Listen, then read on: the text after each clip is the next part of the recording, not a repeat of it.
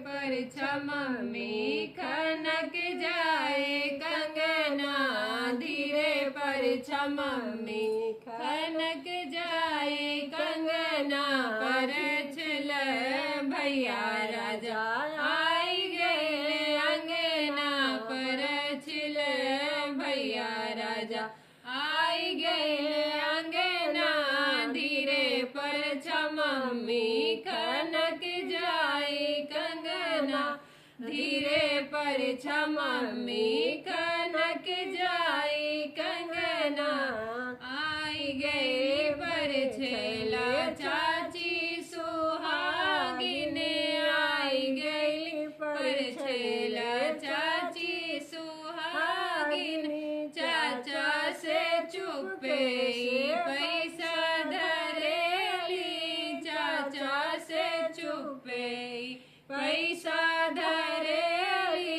आज करा खर्चा पूरा होई सपना, आज करा खर्चा पूरा होई सपना। पर छल भैया राजा आई गईल अंगना, पर छल भैया राजा आई गईल अंगना।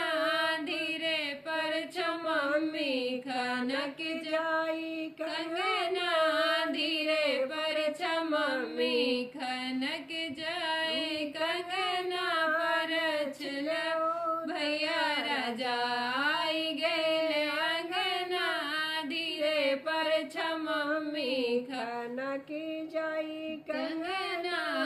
आई गईली पर छेला भाभी सुहागिन, आई गईली पर छेला भाभी सुहागिन। भैया से चुपे पैसा धरेली, भैया से चुपके पैसा धरेली। आज करा खर्चा पूरा होई सपना, आज करा खर्चा पूरा होई सपना। पर छल भैया राजा आई गए अंगना, पर छल भैया राजा आई गए अंगना। धीरे पर मम्मी खनक जाई कंगना, धीरे पर मम्मी खनक जाई कंगना। आई गई पर छेला फुआ सुहागिन, आई गई पर छेला फुआ सुहागिन।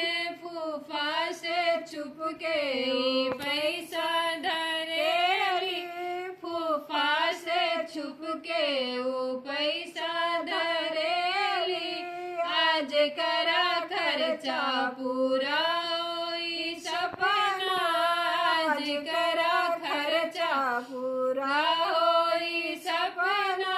पर छल भैया राजा आई गए अंगना, पर छल भैया राजा आई गए अंगना।